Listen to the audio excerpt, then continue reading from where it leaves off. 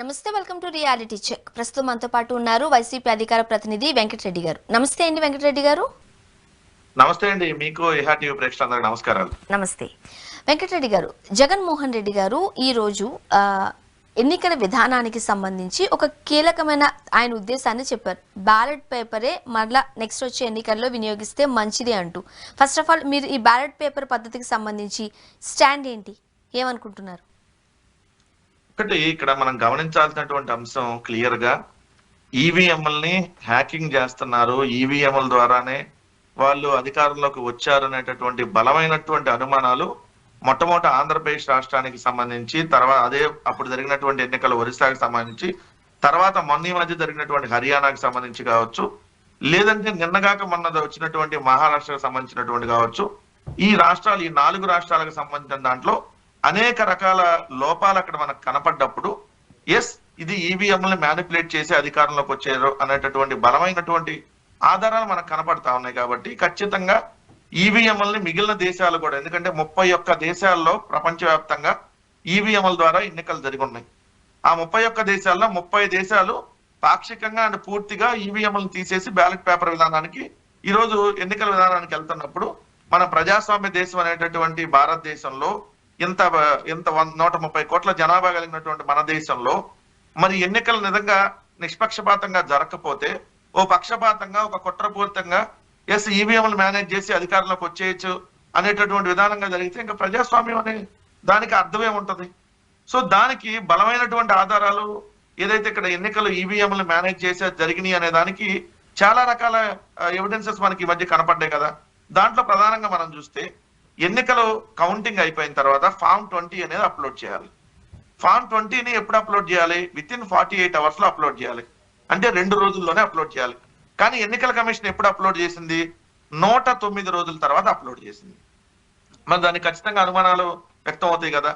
2 VVPAT స్లిప్లు ఏదైతే మనం EVM అంటే ఎలక్ట్రానిక్ ఓటింగ్ మిషన్ ద్వారా ఏదైతే మనకు ఏ పార్టీకి ఎన్ని ఓట్లు పడినటువంటి దానికి వివిప్యాట్ స్లిప్లు లెక్కించాలని చెప్పి ఏదైతే వైఎస్ఆర్ కాంగ్రెస్ పార్టీకి సంబంధించినటువంటి కంటెస్ట్ చేసినటువంటి 3 అభ్యర్థులు న్యాయస్థానానికి వెళ్ళినప్పుడు ఎలక్షన్ కమిషన్ కూడా వాళ్ళు ఆల్రెడీ డబ్బులు కట్టి మమ్మల్ని లెక్కించమని అడిగినప్పుడు ఎస్ వివిప్యాట్లని ఎలక్ట్రానిక్ ఓటింగ్ మిషన్ లో వచ్చిన ఓట్లని లెక్కించకుండా మాక్ పోలింగ్ నిర్వహిస్తామని చెప్పి తప్పుకున్నటువంటి విధానాన్ని బట్టి ఖచ్చితంగా అనుమానాలు వ్యక్తం అవుతాయి కదా.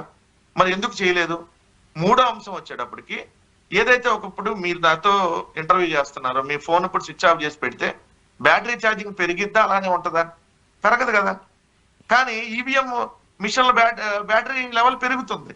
విజయనగరంలో ఒక బూత్ లో చూస్తే ఏదైతే పోలింగ్ రోజున 50% ఛార్జింగ్ ఉంది, అంటే పోలింగ్ అయిపోయి సాయంత్రం మన ఈవీఎం మిషన్ ఆఫ్ చేసేటప్పుడు 50% ఛార్జింగ్ ఉంది. 21 రోజుల తర్వాత కౌంటింగ్ రోజు ఓపెన్ చేసినప్పుడు 99% ఛార్జింగ్ ఉంది. ఆ 49% ఛార్జింగ్ ఎక్కడ పెట్టారు, ఎవరు పెట్టారు? ఆటోమేటిక్ గా ఏదైతే ఛార్జింగ్ అనేది రాదు కదా. ఎవరో ఒకరు ఎలక్ట్రానిక్ ఓటింగ్ మిషన్ తీసుకుని వచ్చి పెట్టాలి కదా. ఛార్జింగ్ ఎందుకు పెడతారు, ఎలా పెట్టారు? సో ఇలాంటి అనేక రకాల అనుమానాలు. ఒక ఎగ్జాంపుల్ ఇంకోటి చెప్తా. హిందూపూర్కు సంబంధించి హిందూపూర్ అసెంబ్లీ నియోజకవర్గంలో హిందూపూర్ మున్సిపాలిటీలో 36వ వార్డులో, అంటే అది 28వ నెంబర్ పోలింగ్ బూత్, అక్కడ 578 ఓట్లు ఉన్నాయి. అసెంబ్లీకి పార్లమెంట్ కి ఒకేసారి ఆంధ్రప్రదేశ్ లో ఎన్నిక జరిగింది. అసెంబ్లీకి వచ్చేటప్పటికి 578 ఓట్లు వైఎస్ఆర్ కాంగ్రెస్ పార్టీకి ఒక్కటే ఒక ఓటు పడి, కానీ పార్లమెంట్ అభ్యర్థికి 472 ఓట్లు పడ్డాయి. అదేంటి మీ ఊర్లో అసెంబ్లీకి ఒక ఓటు పడి పార్లమెంట్ కి 472 ఓట్లు పట్టడం ఏంటి? ఏదైనా ఉంటే 30 ఓట్లు 40 ఓట్లు డిఫరెన్స్ ఉంటాయి. 470 ఇక్కడ పెట్టి 430 40 లేదా 460 ఏదో 10-20 ఓట్లు తేడా ఉంటాయి. ఎంత విచిత్రం ఉండి అక్కడ 578 ఓట్లు ఉంటే అసెంబ్లీకి వచ్చి వైఎస్ఆర్ కాంగ్రెస్ పార్టీకి 1, తెలుగుదేశానికి 95, కాంగ్రెస్ కి 464, బిఎస్పీకి 5. సేమ్ అదే ఊర్లో పార్లమెంట్ కి అదే బూత్ లో పార్లమెంట్ కి వచ్చేటప్పటికి వైఎస్ఆర్ కాంగ్రెస్ పార్టీకి 472 ఓట్లు. అసెంబ్లీకేమో 1 అంట, పార్లమెంట్ కో 472 అంట. ఇక్కడేమో అసెంబ్లీకి వైఎస్ఆర్సీపీకి 1 అంట, అక్కడ పార్లమెంట్ కాంగ్రెస్ కి 1 ఓటు అంట. ఇట్లాంటివన్నీ చూసినప్పుడు ఖచ్చితంగా జరిగిందని అనుమానాలు ఉంటాయి కదా.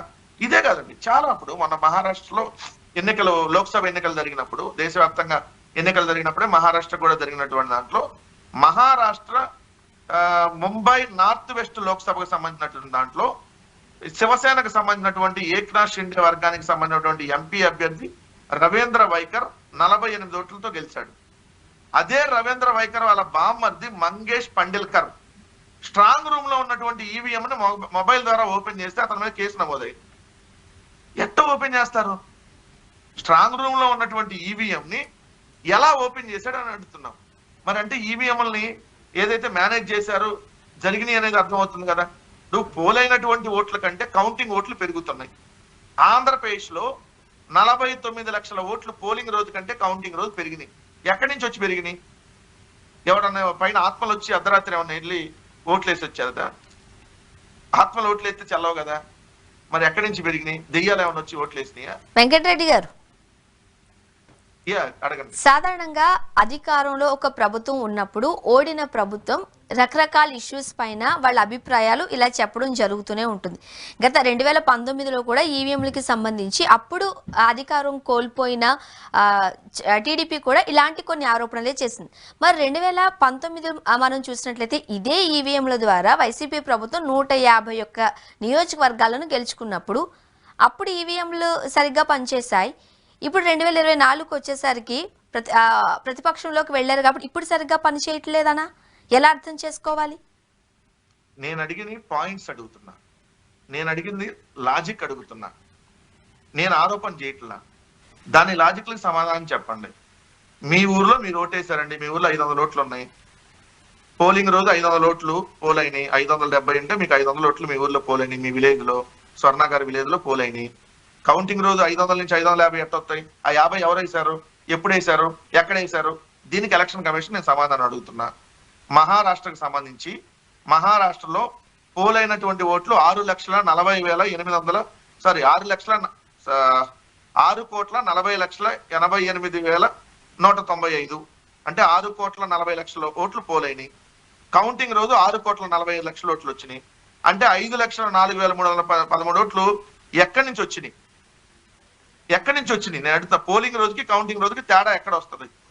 రెండు, మీరు అన్నట్టుగా ఒక నవాపూర్ అనేటటువంటి ఒక అసెంబ్లీ నియోజకవర్గంలో 2,40,022 ఓట్లు పోలైతే లెక్కించేటప్పటికి 2,41,191 ఓట్లు వచ్చినాయి. అంటే 1,171 ఓట్లు అదనంగా వచ్చినాయి. అక్కడ అభ్యర్థి గెలిచింది 1,122 ఓట్లు మెజార్టీతో గెలిచాడు. అదనంగా వచ్చిన ఓట్లు 1,171, అక్కడ గెలిచిన అభ్యర్థికి వచ్చిన మెజార్టీ 1,122. ఇట్లాంటి ఈవీఎం చిత్రాలు చాలా ఉన్నాయి. ఎక్కడి నుంచి వచ్చినాయి అన్నాడు. సూటికి ఏం లేదు దీంట్లో. స్పష్టంగా ఇది ఈవీఎంలో అవకతవకలు కాకపోతే మీ ఊర్లో ఎన్ని ఓట్లు పోలైతే కౌంటింగ్ రోజు కూడా అన్నే ఉండాలి. మీ నియోజకవర్గంలో ఎన్ని ఓట్లు పోలైతే కౌంటింగ్ రోజు కూడా అదే ఉండాలి. మీ రాష్ట్రంలో ఎన్ని ఓట్లు పోలైతే కౌంటింగ్ రోజు కూడా అదే ఉండాలి. ఇది కదా లెక్క. మేము ఆరోపణ చేస్తున్నామని కాదు. దీనికి ఎందుకు ఎలక్షన్ కమిషన్ పారిపోయింది? దొంగల్లాగా, గజ దొంగల్లాగా, ఈ ప్రజాస్వామ్యాన్ని కూనీ చేసినటువంటి కూనీ కోరుల్లాగా ఎందుకు పారిపోయారని అడుగుతా ఉన్నా. దీనికి సమాధానం చెప్పండి. నిన్న మహారాష్ట్రలోనే కన్నద్ అనేటటువంటి అసెంబ్లీ నియోజకవర్గం ఒకటి ఉందండి. ఆ కన్నద్ అనేటటువంటి అసెంబ్లీ నియోజకవర్గంలో తల్లేరు అనేటటువంటి విలేజ్ లో 396 ఓట్లు ఉంటే 312 పోలైనాయి. కౌంటింగ్ రోజు 624 వచ్చినాయి. 312 ఓట్లు పోలైతే కౌంటింగ్ రోజు 624 ఎక్కడి నుంచి వచ్చినాయి? యాడ్ నుంచి వచ్చినాయా ఈవీఎంలు? అంటే ఈవీఎంలు ఎలానే జరుగుతాయా? ఈవీఎంలని మ్యానిపులేట్ చేయొచ్చు అని చెప్పి సాక్షాత్తు 2019వ సంవత్సరంలో తెలుగుదేశానికి సంబంధించినటువంటి ఒక ప్రతినిధి, అతని పేరు ఒక్క సెకండ్, వేమూరి హరిప్రసాద్, 2009లో వేమూరి హరిప్రసాద్, అలానే అమెరికాకు చెందినటువంటి సైబర్ నిపుణుడు అలెక్స్, నెదర్లాండ్ కి చెందినటువంటి మరో నిపుణుడు రోప్ తో కలిసి 2009లో ఈ ఈవీఎంలను ట్యాంపరింగ్ చేస్తుంది చూపించారు అఫీషియల్ గా ఎలా ట్యాంపరింగ్ చేయొచ్చో. అప్పుడు ఎలక్షన్ కమిషన్ ఏమంది? అసలు ఈవీఎంల ట్యాంపరింగ్ గురించి మాట్లాడకుండా ఈవీఎం మీరు ఎక్కడి నుంచి ఎత్తుకొచ్చారో దీని మీద చర్యలు తీసుకుంది. మళ్ళీ అతను బయటకు వదిలేశారు. అలానే మధ్యప్రదేశ్ లో 2017వ సంవత్సరంలో ఒక బై ఎలక్షన్ జరుగుతుంటే ఓటర్ల అవగాహన కార్యక్రమంలో నిర్వహించగా ఈవీఎంల్లో నొక్కగానే బయటకు వచ్చే స్లిప్లన్నీ బీజేపీకి పడ్డాయి. ఇది అఫీషియల్ రికార్డ్. ఈవీఎంలను ట్యాంపరింగ్ చేయొచ్చు అని చెప్పి ఢిల్లీ అసెంబ్లీలో, సాక్షాత్తు భారతదేశ రాజధాని ఢిల్లీ అసెంబ్లీలో ఆమ్ ఆద్మీ పార్టీ వాళ్ళు 2017 మే నెలలో ఒక ప్రెజెంటేషన్ ఇచ్చారు. ఇదిగోండి ఈవీఎంలు ఎలా ట్యాంపరింగ్ చేయొచ్చు అని. అలానే ఈవీఎంలు 31 దేశాలు వాడుతుంటే 30 దేశాలు ఈవీఎంల్ని పాక్షికంగా పూర్తిగా స్వస్తి పలికాయి. దాంట్లో ఏ దేశాలు? నెదర్లాండ్, రొమేనియా, కెనడా, ఐర్లాండ్, దక్షిణ Korea, UK, Scotland, Belgium, Singapore, Bangla ఇవన్నీ ఈవీఎంలు. ఈవెన్ జపాన్, జర్మనీ కూడా ఈవీఎంలు తీసేసింది. 31 దేశాల్లో 30 దేశాలు వద్దనుకున్నాయి. మరి మన భారతదేశం ఎందుకు కావాలనుకుంటుంది ఇప్పుడు? అంటే మళ్ళీ జమిలీ తెచ్చుకొని మళ్ళీ కొమ్మక్క గెలవడానికి కావాలనుకుంటుందా? ఇవన్నీ వీళ్ళని అడిగిన ప్రూఫ్స్. ఎట్లా పెరిగినాయి మహారాష్ట్రలో 5 లక్షల ఓట్లు, ఎలా పెరిగినాయి ఆంధ్రప్రదేశ్ లో 49 లక్షల ఓట్లు, ఎలా పెరిగింది బ్యాటరీ లెవెల్ ఛార్జింగ్, ఎలా వీటన్నిటికి ఆధారాలు ఏంటి? ఎందుకు వీవీప్యాట్ స్లిప్లు లెక్కించట్లేదు? దొంగల్లాగా ఎందుకు పారిపోతుంది ఎలక్షన్ సంఘం? మరి వీటన్నిటికి సమాధానం చెప్పండి. మా తప్ప మీది ఒప్ప లేండి, ఎవరి తప్పు? ఎస్, లెక్కెట్టండి, తీసుకొని రండి ఈవీఎం మిషన్ తీసుకొని వచ్చి ఎన్ని ఓట్లు పోలేని, ఏ పార్టీకి ఎన్ని పడ్డాయి, ఇదిగో ఆ పార్టీకి వచ్చినటువంటి ఓట్లు వీవీప్యాట్ స్లిప్లు ఉన్నాయా లేదా తీసుకొచ్చి చూపించండి. మరి ఎందుకు చూపించట్లా? అంటే మీరు ప్రజాస్వామ్యాన్ని కూనీ చేసి దొంగదారుల అధికారంలోకి వచ్చి దొంగల్లాగా ఇంకా కూడా దొంగల్లాగా ఇంకా అలానే ఇంకా భయపెడతానో లేదంటే ఇంకోటి చేస్తున్నారనే దానికి నేను ఎవిడెన్స్ చూపించా. ఈ ఎవిడెన్స్ కాదని చెప్పానంటే వాళ్ళు అడిగేదాన్ని నేను సమాధానం చెప్పడానికి సిద్ధంగా ఉంది. వెంకటరెడ్డి గారు, ప్రస్తుతం కాంగ్రెస్ కూడా ఇదే స్టాండ్ మీద ఉంది. దేశ వ్యాప్తంగా ఏదైతే ఈవీఎంలకి సంబంధించి బ్యాన్ చేయాలంటూ కూడా ఒక స్లోగన్ గా ముందుకు వెళ్లే ఆలోచనలో ఉంది. కాబట్టి మీరు కాంగ్రెస్ పార్టీతో కలిసి ముందుకు వెళ్లే అవకాశం ఏమైనా కనిపిస్తుందా? మద్దతు తెలిపే అవకాశం ఏమైనా ఉందా? మేము కాంగ్రెస్ పార్టీకి మద్దతు తెలపము, మేము ఇంకో పార్టీకి మద్దతు తెలపం. దిస్ ఇస్ ద ఫస్ట్ బాధితులు మేము. ఈ దేశంలో ఈవీఎంల వల్ల బాధితులుగా ఫస్ట్ మేము ఆంధ్రప్రదేశ్ రాష్ట్ర ప్రజలు. ఒకటి పార్టీగా వైఎస్ఆర్ కాంగ్రెస్ పార్టీ, ప్రజలుగా ఆంధ్రప్రదేశ్ రాష్ట్ర ప్రజలు. ప్రజాస్వామ్యాన్ని కూనీ చేసి ఆంధ్రప్రదేశ్ లో 2019 నుంచి 24 దాకా బ్రహ్మాండమైనటువంటి పరిపాలన అందిస్తే ఆ పరిపాలనకు స్వస్తి పలకాలని చెప్పి ఈవీఎంలతో మేనేజ్ చేసి చంద్రబాబు అదేవిధంగా పైన మోడీ గారిని అడ్డం పెట్టుకొని ఇక్కడ పైన వాళ్ళకి ఎటు సీట్లు తక్కువ వస్తున్నాయి కాబట్టి ఉత్తరప్రదేశ్ అట్లాంటి రాష్ట్రాలన్నింటిలో, ఆంధ్రప్రదేశ్, ఒరిస్సా లాంటి రాష్ట్రాల్లో ఏదైతే ఈవీఎంలు మేనేజ్ చేసి గెలిచి ప్రజాస్వామ్యాన్ని కూనీ చేశారు కాబట్టి ఎస్, ఈ రోజు వైఎస్ఆర్ కాంగ్రెస్ పార్టీకి మద్దతుగా అందరు రావాలి. ఎందుకంటే వైఎస్ఆర్ కాంగ్రెస్ పార్టీ బాధితులు, అదేవిధంగా ఆంధ్రప్రదేశ్ రాష్ట్ర ప్రజానికం ఇక్కడ బాధితులు. సో దానికి కూడా మేము ఎస్ న్యాయపరంగా ఎలా పోరాడాలో ఆల్రెడీ న్యాయస్థానంలో కేసు ఉంది. రేపు 4వ తారీఖు వస్తే 6 నెలలు ఈ ప్రభుత్వ అధికారంలోకి వచ్చి 6 నెలలైనా ఇప్పటి వరకు వీవీప్యాట్ లెక్కించమంటే చెప్పలా. ఎలక్షన్ కమిషనర్ గా పనిచేసినటువంటి అమ్ముడు పోయిన మీనా అనేటటువంటి వ్యక్తి అతను ఎస్ ఇవన్నీ తగలబెట్టేయండి అన్నాడు. 45 రోజులు టైం ఉంటుంది. 45 రోజులు అయినా ఇక్కడ కోర్టులో కేసు ఉండగా కేసు పూర్తి అవ్వకుండా అసలు అవన్నీ బర్న్ చేయడానికి లేదు. కానీ ఏం చెప్పారు? మొత్తం ఇవన్నీ తగలబెట్టేయండి వీవీప్యాట్ స్లిప్లు అన్నారు. అంటే ఏంది? దొంగలు దొరికిపోతారు కాబట్టి. దొరికిపోతే ఏమైందో తెలుసా అండి మీకు? దొరికిపోతే బంగ్లాదేశ్, శ్రీలంకలో ఏ విధంగా ముట్టడి జరిగిందో దేశవ్యాప్తంగా మొత్తం ప్రజానికి వెళ్ళి కుప్పగొలుస్తారు ఎవరైతే ప్రధానమంత్రి నివాసాన్ని ముట్టడిచ్చి. అందుకని ఇట్లాంటి పరిస్థితి రాకూడదని వాళ్ళు దీన్ని ఇంకా డైవర్ట్ చేసి ఏం జరగలేదు అని చెప్పి మభ్యపెట్టేటటువంటి ప్రక్రియ చేస్తున్నారు. బీజేపీ వాళ్ళు సొల్లు కబుర్లు చెప్తున్నారు కదా, అమ్మో ఈవీఎంలు మేనేజ్ చేయటం కుదురుతుందా, మీరు గెలిస్తే ఒక రూలు, మేము గెలిస్తే ఒక రూలా, ఈ విధంగా మాట్లాడుతున్నారని చెప్పి ఎవరైతే మాట్లాడారో వాళ్ళు నేను సూటిగా ఓ ప్రశ్న అడుగుతున్నా. 2009 కంటే ముందు మీరే can we trust our EVM అనే ఒక పుస్తకం రాశాడు GVL Narasimharao. Can we trust EVM? ఎవరు? జీవీఎల్ నరసింహరావు, బీజేపీ నాయకుడు. అద్వానీ గారు అప్పుడు ఈవీఎంలని తప్పుపట్టాడు. ఆయన చనిపోయారు. ఈ రోజు బీజేపీ నాయకులు ఈరోజు శుద్ధపూసలు మాట్లాడుతున్నారు కదా. 2004 నుంచి ఈవీఎంలు వస్తే 2009 సంవత్సరం కంటే ముందు వీళ్ళు 2004 to 2009 మధ్య కెన్ వి ట్రస్ట్ ఈవీఎం అని ఒక పుస్తకం రాసిన మేధావులు ఈ భారతీయ జనతా పార్టీ నాయకులు వీళ్ళందరూ ఈ రోజు వచ్చి ఈవీఎంలు అంటే మీరు దొంగచాటుగా అధికారంలోకి రావడానికి కొమ్మక్క చేసేస్తున్నారు కాబట్టి ఇప్పుడు ఈవీఎంలు మీకు శుద్ధపోసా. ఆ రోజు మీరు అడిగారు వైఎస్ఆర్ కాంగ్రెస్ పార్టీకి 2019 ఎన్నికల్లో మరి 151 సీట్లు, మరి అప్పుడు మీరు ఈవీఎంల మీద ఎందుకు ఆరోపణ చేయలేదని. ఆ రోజు ఎవరు కూడా ఇదిగో బ్యాటరీ ఛార్జింగ్ పెరిగిందని కానీ, లేదంటే పోలైన ఓట్ల కంటే కౌంటింగ్ ఓట్లు పెరిగినాయి అని కానీ, లేదు పలానా నియోజకవర్గంలో మాకు పలానా పోలింగ్ బూత్లో తేడా జరిగిందని కానీ ఎక్కడ సింగిల్ కంప్లైంట్ లేదు. ఈ రోజు number of complaints, number of proofs in Andhra Pradesh, in Orissa, in Maharashtra, in Haryana, ఇన్ని రాష్ట్రాల్లో ఇది జరుగుతున్నప్పుడు దిస్ ఇస్ ద అఫీషియల్ రికార్డులు చెప్తా ఉన్నాయి. ఎందుకంటే మీ పోలైన ఓట్లు కౌంటింగ్ ఎట్లా, సింపుల్ పాయింట్ ఇస్ పోలైన ఓట్లు కౌంటింగ్ ఓట్లకి ఎట్లా పెరుగుతాయి? ఒకటే లాజిక్. బ్యాటరీ ఛార్జింగ్ ఇప్పుడు నేను మీతో మాట్లాడుతాను, ఆఫ్ చేసి పెడితే ఛార్జింగ్ పెరిగిద్దా? అలానే ఉంటదా? ఫోన్ స్విచ్ ఆఫ్ చేస్తే ఎట్లా పెరిగి? ఈవీఎంలు మాత్రం పెరుగుతాయి అంట. ఓకే, మీరు క్వశ్చన్ రైజ్ చేస్తున్నారు కాబట్టి చూద్దాం ఎటువంటి సమాధానం వస్తుందో. ఓకే, అండ్ నెక్స్ట్ మనం చూడొచ్చు, ప్రస్తుతం ఏపీలో వైఎస్ఆర్సీపీ అధికారంలో ఉన్నప్పుడు అదానీ గ్రూప్ నుంచి 1750 కోట్లు లంచం ద్వారా కావచ్చు, దాని కమిషన్ అనండి, ఎట్లా ఒకలాగైతే ముట్టింది అనేది ఒక ప్రధాన ఆరోపణగా కనిపిస్తోంది. ఫస్ట్ ఆఫ్ ఆల్ మీరు ఏం చెప్తారు సూటిగా అడిగితే? తీసుకున్నారా తీసుకోలేదా? అది మోడీయే ఇచ్చాడు, మోడీయే తీసుకొని వచ్చి ఇచ్చాడు. మధ్యలో ఎవరైతే మాట్లాడుతున్నారో వాళ్ళే మధ్యలో బ్రోకర్లు ఇచ్చినాళ్ళు. మోడీ దగ్గర నుంచి వీళ్ళ మధ్యలో బ్రోకర్లు తీసుకొని జగన్మోహన్ రెడ్డి గారికి ఇచ్చారు. అరే మాట్లాడేవాడికి బుద్ధి జ్ఞానం, కడుపుకు అన్నం గడ్డి, అన్నమే తింటే మాట్లాడరు, గడ్డి తినేవాడు ఈ మాట మాట్లాడతాడు. ఎఫ్బి అయితే క్లియర్ గా చెప్పిందిగా, ఎఫ్బి అయితే క్లియర్ గా చెప్పిందిగా. ఎవరు ఏం చెప్పారు? కమిషన్ రూపంలో ఎవరు మీద ఏదో కేసు కంప్లైంట్ వస్తే ఏదో కోర్టులో ఎవడో కేసు ఎత్తే పనికిమాలినాడు, దానికి జగన్మోహన్ రెడ్డి గారికి సంబంధం ఏంది? మేము అదానీ దగ్గర కాంట్రాక్ట్ కుదుర్చుకున్నావా? జగన్మోహన్ రెడ్డి గారు అదానీ గారు ఏమైనా కాంట్రాక్ట్ కుదుర్చుకున్నారా? మేము కాంట్రాక్ట్ కుదుర్చుకోలేదు ఎవరు? ఆంధ్రప్రదేశ్ రాష్ట్ర ప్రభుత్వం, సెకీ అనేటటువంటి కేంద్ర ప్రభుత్వ రంగ సంస్థ. అంటే కేంద్ర ప్రభుత్వంలో ఎవరున్నారు అప్పుడు? నరేంద్ర మోడీ గారు ప్రధానమంత్రిగా ఉన్నాడు. నరేంద్ర మోడీ గారు ప్రధానమంత్రిగా ఉండి నరేంద్ర మోడీ గారు లంచం ఇచ్చాడు జగన్మోహన్ రెడ్డి గారు 1750 కోట్లు. అంటే రాష్ట్ర ప్రభుత్వానికి, కేంద్ర ప్రభుత్వ సంస్థ రాష్ట్ర ప్రభుత్వానికి లంచం ఇచ్చి మేము మీకు ₹2.49 విద్యుత్ అమ్ముతున్నాము, లంచం తీసుకోమని ఇచ్చిందా? ఎవరు ఇచ్చారు చెప్పండి? ఎక్కడ ఇచ్చారు? ఎట్లా ఇచ్చారు? ఇప్పుడు అదానీ జగన్మోహన్ రెడ్డి గారు ఏమైనా పర్సనల్ ఒప్పందాలు? అది అసలు అదానీకి దీనికి ఏం సంబంధం? ఆంధ్రప్రదేశ్ రాష్ట్ర ప్రభుత్వానికి ఒప్పందానికి మేము కుదుర్చుకుంది సెకీతో. మేము సెకీ అంటే కేంద్ర ప్రభుత్వ రంగ సంస్థతో మేము ఒప్పందం కుదుర్చుకున్నాం. ఎవరు కుదుర్చుకుంది? జగన్మోహన్ రెడ్డి గారు కాదు, రాష్ట్ర ప్రభుత్వం కుదుర్చుకుంది. అంటే ఇప్పుడు మోడీ లంచం ఇచ్చాడా జగన్మోహన్ రెడ్డి గారికి? మధ్యలో అమిత్ షా తీసుకొని వచ్చి ఇచ్చాడా? లేదంటే ఇంకెవరైనా కేంద్ర మంత్రులు బ్రోకరిజం చేశారా? లేదంటే ఈ మాట్లాడుతున్నటువంటి మీడియా బ్రోకర్లు ఏమైనా తీసుకొని వచ్చి ఇచ్చారా?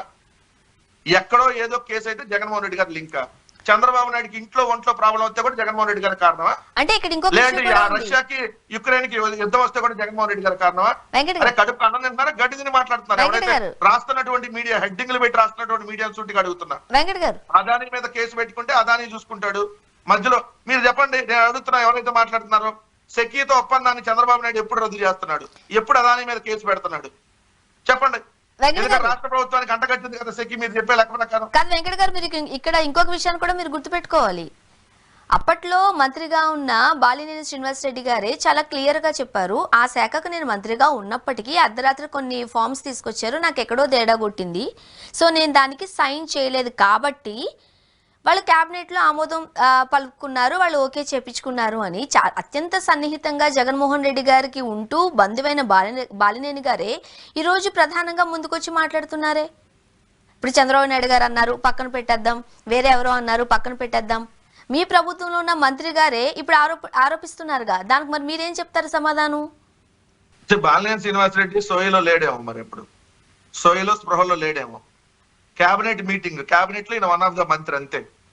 25 మంది ఉంటే 25 మందిలో ఈయన ఒకడు. క్యాబినెట్ మీటింగ్ అప్పుడు మరి క్యాబినెట్ లో నిద్రపోయాడా?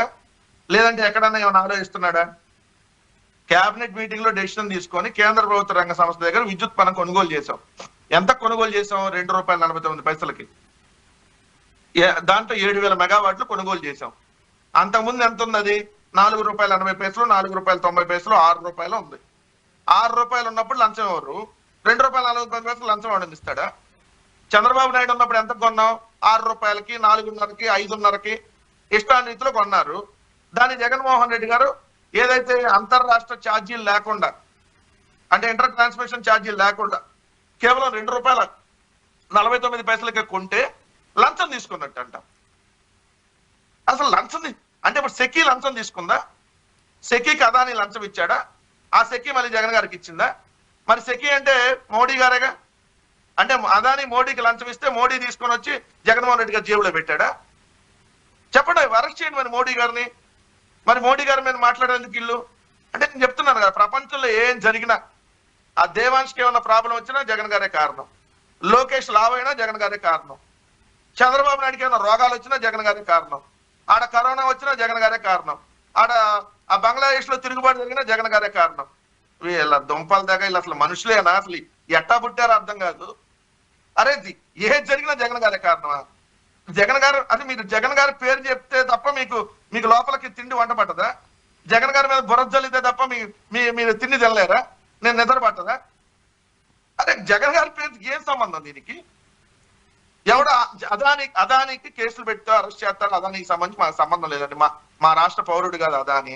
సో అదాని అనే అతను ఒక పారిశ్రామికవేత్త. అతనికి ఏం ఇష్యూస్ ఉంటాయి, పారిశ్రామికవేత్తలకు సంబంధించి కోర్టుల్లో నెంబర్ ఆఫ్ కేసెస్ నడుస్తూనే ఉంటాయి. This is the regular process.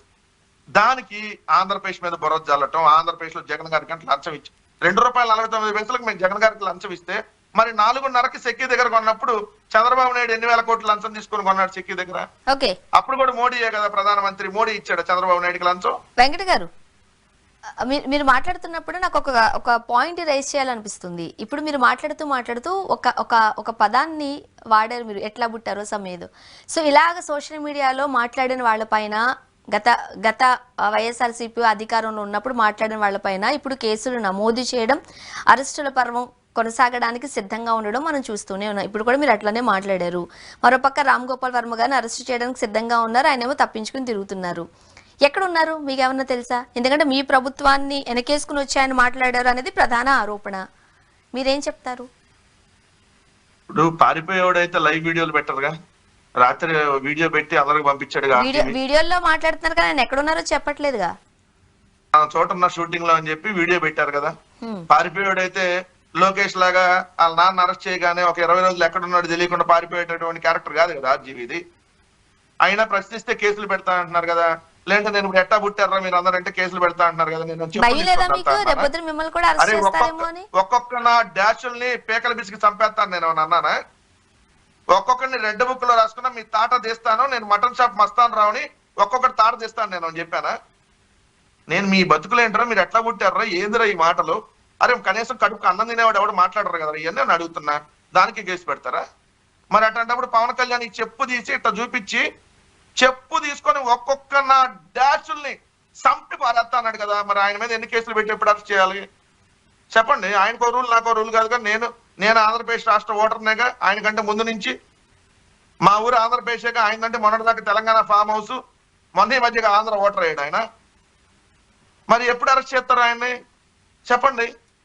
Lokesh మాట్లాడిన భాషకి ఒకడు బోషిడికే అంటాడు, ఇంకోటేమో ఏ డాష్ డాష్ భాషను మాట్లాడతారు.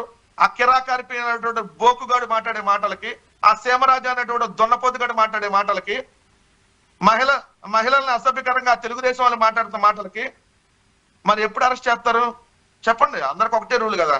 నాతో పాటు వాళ్ళు కూడా తీసుకెళ్తారా? అందరిని ఒకే స్టేషన్ లో పెడతారా? కానీ మాట్లాడటానికి ఉండాలి. అసలు మీరు మనిషి జాతిలో పుడితే తాన్ని మాట్లాడతారా? యాడో అదాని కేసు అయితే జగన్మోహన్ రెడ్డి లింక్ పెట్టి మాట్లాడేది ఏంది? లంచం ఇచ్చారంటే మరి మోడీ లంచం ఇవ్వాలి కదా అన్న. మోడీయే కదా మరి మాకు ఇవ్వాల్సింది లంచం. అప్పుడు అంటే మోడీ లంచాలు ఇస్తున్నాడు అందరికి? మోడీ లంచాలు ఆంధ్రప్రదేశ్కి ఇచ్చాడా, తమిళనాడుకు స్టాలిన్కి ఇచ్చాడా? ఎందుకంటే 5 రాష్ట్రాలు కుదుర్చుకున్నాయి ఒప్పందం సెకీతో. ఒకటి ఛత్తీస్గఢ్, కాంగ్రెస్ ముఖ్యమంత్రికి ఇచ్చాడా మోడీ లంచం? అదే విధంగా తమిళనాడు స్టాలిన్, అది కూడా ఐఎన్డీఏ కూటమి, ఆయనకి ఇచ్చాడా చెప్పండి? జమ్మూ కాశ్మీర్ కు ఆలస్ట్, ఇప్పుడు జమ్మూ కాశ్మీర్ ఆ రోజు రాష్ట్రపతి పాలనలో ఉంది అంటే డైరెక్ట్ మోడీ గారు లంచం తీసుకుని అదాని దగ్గర జమ్మూ కాశ్మీర్ కి ఒప్పందం కుదిర్చాడా? వీటన్నిటికి సమాధానం చెప్పాలి కదా ఇప్పుడు లెగిస్తే జగన్మోహన్ రెడ్డి గారు. ఓకే, ఇప్పుడు మీ అంటే వైసీపీ ప్రభుత్వంలో సపోర్ట్ చేస్తూ మాట్లాడిన వాళ్ళపై కేసులు నమోదవుతున్నాయి, అరెస్టులు చేయబోతున్నారు. జగన్మోహన్ రెడ్డి గారు చాలా క్లారిటీగా చెప్పారు, మీరు ఎట్లానే దూసుకుపోండి, మీ వెనకాల నేనున్నాను అని. అయినప్పటికీ మనం చూస్తే రామ్ గోపాల్ వర్మ గారు ఎక్కడ ఉన్నారో తెలియదు, శ్రీరెడ్డి గారు సారీ చెప్పారు, పోసాన కృష్ణమురళి గారు ఇక నేను రాజకీయ సన్యాసం తీసుకోబోతున్నాను అంటున్నారు. జగన్ గారు భరోసా ఇచ్చినా వీళ్ళు ఎందుకు భయపడుతున్నారు, ఎందుకు వెనక్కి వెళ్లారు, అసలు ఎందుకు ఇటువంటి పర్యవసానాలు చోటు చేసుకున్నాయనేది సామాన్యులకు అర్థం కాని ప్రశ్న. మీరేమైనా ఆన్సర్ చేస్తారా ఒక మాటలో? ఒకటి, ఎవరో కేసులకు ఒకళ్ళిద్దరు భయపడి పారిపోతే అందరు వైఎస్ఆర్ కాంగ్రెస్ పార్టీ వాళ్ళు పారిపోరు కదా. మాకు ఓటేసింది 1,30,00,000 మంది సింగిల్ గా. మేము ఆడితో పొత్తు, ఈడితో పొత్తు, ఇంకోళ్ళతో పొత్తులో మేము పోలా. గెలిచినా ఓడినా ఒంటరిగానే పోయాం, ఒంటరిగానే మేము మగాలుగానే పోయాం. రెండురా బాబు, మన అందరం కలకపోతే కనీసం మనం ఎమ్మెల్యే కాలేము అనేటటువంటి ఉప ముఖ్యమంత్రి పవన్ కళ్యాణ్ పొజిషన్ లో మనం లేం కదా. జగన్మోహన్ రెడ్డి గారు 3 సార్లు ఎమ్మెల్యే, 2 సార్లు ఎంపీ, ఒకసారి ముఖ్యమంత్రి, ఒకసారి అపోజిషన్ లీడర్. ఈ రోజు కూడా 40% ఓటింగ్ తో ఆంధ్రప్రదేశ్ రాష్ట్రంలో ప్రధాన ప్రతిపక్షంగా ఉన్నాం. మాకు రాజకీయాలు ఏం కొత్త కాదు, ఈ కేసులు కొత్త ఏం కాదు. మా కేసులకు భయపడి ఎవరో ఒకళ్ళు రాజకీయ సన్యాసం చేశారనో, ఎవరో ఒకళ్ళు ఏదంటే నేను రాజకీయాలు వదిలేస్తున్నా అన్నారంటే ఎవరు నేను పోయేవాళ్ళు పోతారు, ఎవరిష్టం వాళ్ళు కదా. ఓకే, అండ్ ఫైనల్ గా చెప్పండి వెంకటరెడ్డి గారు, ఇప్పుడు పవన్ కళ్యాణ్ గారు ఢిల్లీలో బిజీగా గడుపుతున్నారు అండ్ అక్కడ ఉంటూ కొంతమంది కేంద్ర మంత్రులను కలుస్తున్నారు. కలిసే క్రమంలో ఇంకొక మాట కూడా మాట్లాడారు, ఏపీలో సమోసాల కోసమే 9 కోట్లు ఖర్చు పెట్టారు అంటూ. ఫస్ట్ ఆఫ్ ఆల్ ఏం చెప్తారు మీరు?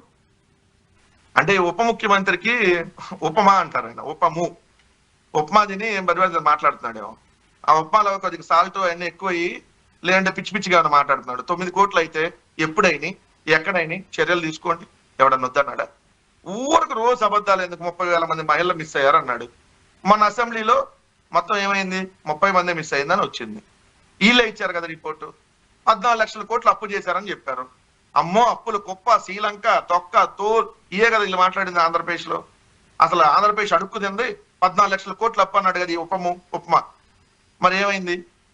మరి 14 లక్షల కోట్లు అప్పు చూపించారు బడ్జెట్ లో, 6.5 లక్షల కోట్లు అని చూపించారు. తలకాయ తీసుకెళ్లి ఆడబెట్టుకుంటారు. అప్పుడు ఊరకు రోజు అబద్ధాలు. మీ జీవితం అంతా బతకంతా అంతే కదా. పవన్ కళ్యాణ్ అయినా చంద్రబాబు నాయుడు రోజు అబద్ధాలతో బతకటమే. నిజం చెప్పండి, 9 కోట్లు అయితే సమోసాలకి ఎప్పుడైంది, ఎక్కడైంది, ఏ సంస్థకి ఇచ్చారు, ఏ జీవో ద్వారా సమోసాలకు 9 కోట్లు రిలీజ్ చెప్పండి. మాట్లాడితే దానికి 9 కోట్లు అయింది, దీనికి 10 కోట్లు అయింది, దీనికి 20 కోట్లు అయింది. 30,000 మంది మహిళలు ఎత్తుకుపోయారు, 30,000 మంది మహిళలను వాలంటీర్లు అమ్మేశారు. ఆంధ్రప్రదేశ్ అడుక్కు తినిపోయింది. అడుక్కు తింటే మీరు ఎక్కడ ఇప్పుడు ఏం చేస్తారు? చేయలేదు కదా. అడుక్కు తినలేదు కాబట్టి మీరు వచ్చి ఆ పొజిషన్ లో కూర్చోగలిగారు. అడుక్కు తినంటే మీరు ఇప్పుడు మీకు కనీసం 5 నెలలు కదా, 1 నెల కూడా జీతం ఇచ్చే పరిస్థితి ఉండేది కాదు. సో ఇట్లాంటి అబద్ధాలని చెప్పి ఎన్నాళ్ళు బతుకుతారా అంటున్నా. అంటే ఒక అబద్ధాన్ని 100 సార్లు ఒక 1000 ఛానల్ ద్వారా చెప్పిస్తే నిజమైపోయిందని అనుకుంటే అన్ని రోజులు ఒకేలాగా ఉండవు. అన్ని రోజులు ఒకేలాగా ఉండవు. కష్టాల తర్వాత నష్టాలు వస్తాయి, నష్టాల తర్వాత మళ్ళీ లాభాలు ఉంటాయి, కష్టం తర్వాత సుఖాలు ఉంటాయి. ఇప్పుడు పవన్ కళ్యాణ్ సుఖాలు ఉండొచ్చు 5 ఏళ్ళు, తర్వాత మళ్ళీ కష్టాలు ఉంటాయి. మీరు మా మీద కేసులు పెడితే మేము తర్వాత చేతులు కట్టుకొని మీ మీద పెట్టకుండా కూర్చోరు కదా. మీరు ఒకళ్ళ మీద పెడితే అవతల 100 మీద పెడతారు రేపు పొద్దున. ఎక్కడ కూడా ఇప్పుడు మీరు స్టార్ట్ చేస్తే మీరు దాన్ని ఎండ్ చేయాలి కదా, వదిలేయకూడదు కదా. అట్లా అక్కడ ఫుల్ స్టాప్ పెట్టుకొని కాదు కదా, ఇంకొద్దు అని కాదు కదా, దాన్ని కంటిన్యూ చేస్తూ ఎండలో ఫుల్ స్టాప్ పెట్టేది ఉంటుంది కదా. కానీ ఏపీ ప్రజల బాధ కూడా అదే. ఇప్పుడు వాళ్ళు అధికారంలో ఉన్నారు కాబట్టి మీ మీద కేసులు పెడుతున్నారు, మీరు అధికారంలోకి వస్తే మళ్ళీ వాళ్ళ మీద కేసులు పెడతారు, మళ్ళీ వాళ్ళ అధికారంలోకి వస్తే మీ మీద కేసులు పెడతారు. ఇవన్నీ కేసులు పెట్టుకోవడమే తప్ప ప్రజల కోసం ఎప్పుడు ఆలోచిస్తారు? ప్రజలకు కావాల్సింది కేసులు కాదు కదా. రాష్ట్ర అభివృద్ధి, సంక్షేమం వీటి మీద కాన్సన్ట్రేషన్ చేయడం మానేసి రెడ్ బుక్ అంటూ వాళ్ళు మొదలు పెడితే ఇంక మీరు ఇంకో కలర్ బుక్ వేసుకుంటూ మళ్ళీ మీరు వచ్చినా మీరు కూడా అదే పని చేస్తే వాళ్ళకి తేడా ఏంటి? మా కోసం పట్టించుకుంటారా బాబు అనేది ఏపీ ప్రజల ఆవేదనగా ఉందంటూ కొన్ని వార్తల్లో మనం చూస్తూ ఉన్నాం. మీరైనా ఫుల్ స్టాప్ పెట్టచ్చు కదా. మేము స్వచ్ఛంద సంస్థ నడపట్లేదు కదా, అంటే రాజకీయ పార్టీ నడుపుతున్నాం కదా. వాళ్ళు రెడ్ బుక్ స్టార్ట్ చేస్తే మేము బ్లడ్ బుక్ స్టార్ట్ చేస్తాం కదా. వాళ్ళు పెట్టారు కాబట్టి మేము మమ్మల్ని కొట్టండి, ఈ చెంప కొడితే ఇంకో చెంప చూపించి కొట్టండి, లేదంటే ఈ తలకాయ మీద ఇటు కొడితే ఇంకో తలకాయ మీద కొట్టండి అని కూర్చోరు కదా ఖాళీగా. మీరన్న అభివృద్ధి సంక్షేమం, మరి వచ్చిన 5 నెలల్లో ఏం అభివృద్ధి చేశారు, ఏం సంక్షేమం చేశారు? ఒక్క పథకం ఇంప్లిమెంట్ చేశారా? ఒక్క పథకం అన్న ఒక్కటన్నా. 3 సిలిండర్లు ఇస్తాను, 1 సిలిండర్ ఇస్తారంట సంవత్సరానికి. అది కూడా మీరు డబ్బులు పెట్టి కొనుక్కుంటే వస్తాయి ఎప్పుడో 2 నెలల తర్వాత 10 నెలల తర్వాత వస్తే వచ్చినట్టు, లేకపోతే అడిగితే మీ మీద కూడా కేసు పెడతారు. ఇంత తప్ప ఏం జరుగుతుంది ఇక్కడ? ఆంధ్రప్రదేశ్ రాష్ట్రంలో ఆడపిల్ల బయటికి వెళ్తే ఇంటికి వచ్చిందని గ్యారంటీ చూపండి ఏ ఊర్లో అయినా. 4 నెలల క్రితం ఒక అమ్మాయి మిస్ అయ్యింది. ఆ అమ్మాయిని రేప్ చేశారు, చంపేశారు. మచ్చుమర్రి అని నంద్యాల దగ్గర మచ్చుమర్రిలో జరిగింది సంఘటన. 9 ఏళ్ళ అమ్మాయి వయసు, 5వ తరగతి బాలిక. ఆ అమ్మాయి ఇంట్లో నుంచి బయటకు ఆడుకోవడానికి వెళ్తే ఆ అమ్మాయి 4 ఎత్తుకొని వెళ్ళి ఆ అమ్మాయిని మానభంగం చేసి హత్య చేస్తే ఇప్పటికి శవం దొరకలా. ఈయన ఢిల్లీ పోయాడు అంటున్నాడు ఉపము. ఏం చేశారు? 4 నెలల నుంచి శవం దొరకపోతే? ఇది ఆంధ్రప్రదేశ్ రాష్ట్రంలో. అంటే ఒక బాలిక శవం కూడా దొరకలేనటువంటి దిక్కుమాలిన స్థితిలో మీరు పరిపాలన అందిస్తుంటే, రోజుకొకరి అత్తా కోడల్ని గ్యాంగ్ రేప్ చేసి చంపుతున్నారు. గ్యాంగ్ రేప్ చేశారు వాళ్ళని, అత్తా కోడల్ని. సో ఇంకో చోట రేప్ చేసి హత్య చేస్తున్నారు. కారులో తలకాయ కారు కేసు కొట్టి తెనాల్లో ఒక అమ్మాయిని చంపారు. మరి ఏం చేశారు? ఉపము ఏం చేశాడు? ఈ మూవ్ ఏం చేశాడు ముఖ్యమంత్రి? మరి అనఫిషియల్ మూవ్ ఏం చేశాడు లోకేష్? రోజు కేసులు పెట్టాలి వైఎస్ఆర్ కాంగ్రెస్ పార్టీ వాళ్ళ మీద. ఇదే పనిలో బిజీగా ఉన్నారు. ఎంతమంది మీద పెడతారు? 20,000, 2 లక్షలు, 20 లక్షలు, ఎంతమంది మీద పెడతారు? చూద్దామండి ఏం జరగబోతుందో. థ్యాంక్ యూ సో మచ్ అండి. రియాలిటీ చెక్ లోకి జూమ్ లో కనెక్ట్ అయ్యారు, మీ అభిప్రాయాలు మాతో పంచుకున్నారు. Thank you very much. ఇది వాళ్ళ రియాలిటీ చెక్. Stay tuned.